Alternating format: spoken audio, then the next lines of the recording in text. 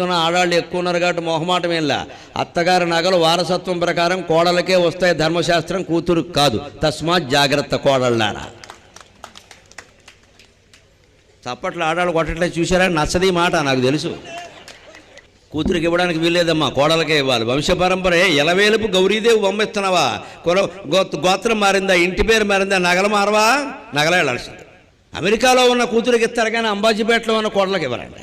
పైగా ఇంట్లో ఎక్కడో పెట్టి ఈ రహస్యాలు ఆవిడకి చెప్తారు ఫోన్ చేసి, నువ్వు చూసుకోయే. వంకర బుద్ధులమ్మ, ఇవన్నీ మార్చుకోవాల్సిందే. నాకేం మొహమాటం వెళ్ళా, మళ్ళీ పిలవకపోయినా మంచిదే, నేను నిజమే చెబుతాను.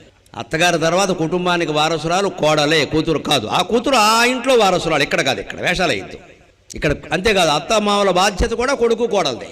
కూతురు చూసుకుంటుంది కదా, చూడాల్సిన అవసరం ఆవిడకి లేదు, కొడుకు కోడలే చూడాలి. ఆ బాధ్యత వాళ్ళదే, ఆ బంగారము వాళ్ళదే. ఏముంటే అదే.